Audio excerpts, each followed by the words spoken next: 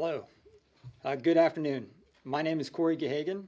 I serve as a lieutenant with Charlotte-Mecklenburg Police Department's Special Victim Division. Thank you for all being here today. We are here to provide an update in a crimes against children investigation involving a former school bus driver for Sugar Creek Charter School.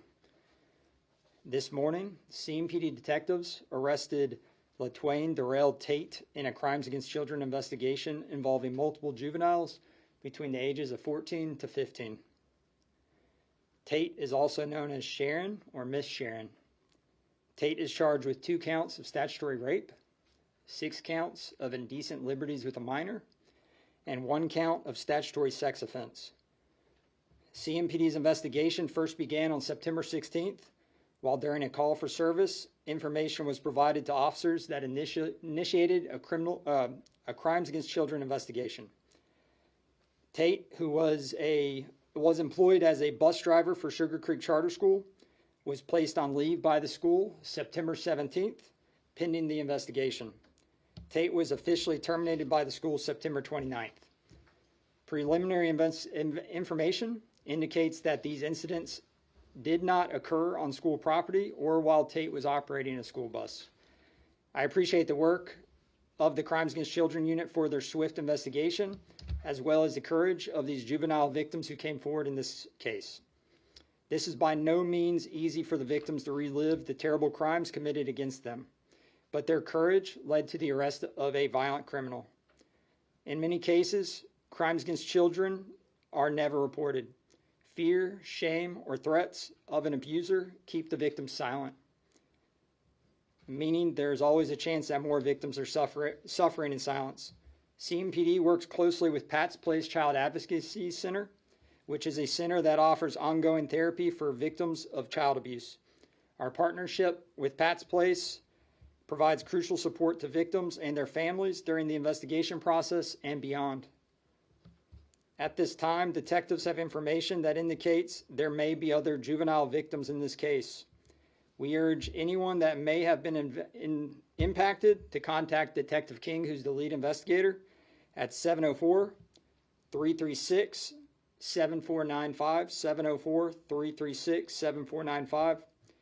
If you or someone you know, especially a child, is a victim of a crime and you're not comfortable speaking directly to police, you can contact Pat's Place Child Advocacy Center at 704-335-2760.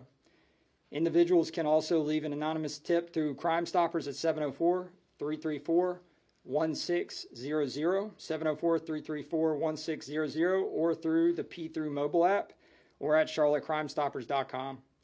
We cannot stress enough that reporting suspected abuse is essential to protect children, seek justice, and to ensure the perpetrators are held accountable for their actions. Thank you, and I'll now take questions. Yes? How many people came forward to report this, or I guess kids? We've identified 4 victims at this time. And all 4 came forward to? No. No. I know it doesn't involve the school. Where is this person coming in contact with these victims? Through their personal life.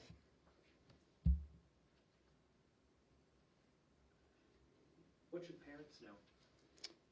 If the parents have a duty to report, if you know your child has been a victim of child abuse, sexual child abuse, it's absolutely important you call 911 and report it.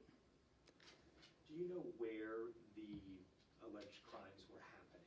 If not on the bus at the school, where was this happening? Due to the investigation still being in the early stages, and we believe there's possibly more victims, I'm not going to give that information out at this time. However, just to reiterate, didn't occur at the school or on a school bus. You said they knew it from their personal life. Were they relatives, or were these kids randomly known? Due to, again, it still being under investigation and we're potentially have more victims come forward, I'm not going to give out that info. Last question here. So you said 2 counts of statutory rape, 1 count of statutory sex offense. What is the difference between statutory rape and sex offense?